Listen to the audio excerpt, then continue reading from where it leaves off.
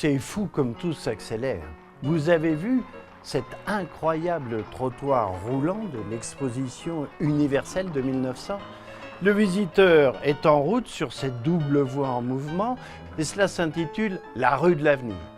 L'avenir en matière de presse, c'est au présent qu'il se conjugue.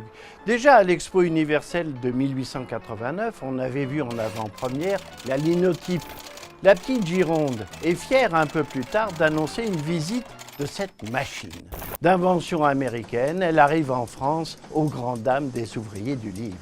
Grâce à elle, est-il écrit, on n'ajuste plus des caractères, mais des lignes entières. Avec le plomb fondu, on va 4 fois plus vite et les tirages aussi. Ils grimpent à toute allure, 200 000, 300 000, on peut même flirter avec le million d'exemplaires grâce au rotatif de M. Marinoni, un génial inventeur, mécanicien et futur patron de presse. Ouais, tout s'accélère, se met en relation. La télégraphie sans fil, par exemple, de Marconi, elle permet de transmettre des signaux par ondes électromagnétiques au-delà des mers. Déjà, le journal Le Matin affiche fièrement ses lignes électriques, ce qui lui permet, dit-il, d'être le seul journal français à recevoir par fil et services spéciaux les dernières nouvelles du monde entier. Autrement dit, la presse est bel et bien connectée. Voilà pour la technique, car en matière de contenu aussi, ça bouge.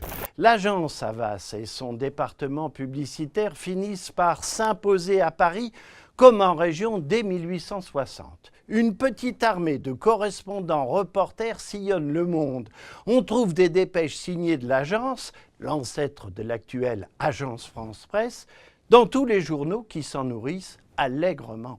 Et le Gaulois affirme en 1883 « Havas est un collaborateur qui doit renseigner immédiatement tous les journaux.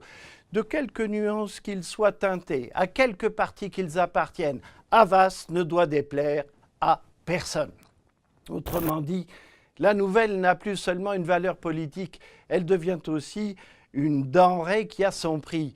Et son prix, c'est en grande partie celui de la vitesse. Vous trouvez cela passionnant et vous avez bien raison. Alors rendez-vous sur Retro News, le site de presse de la BNF.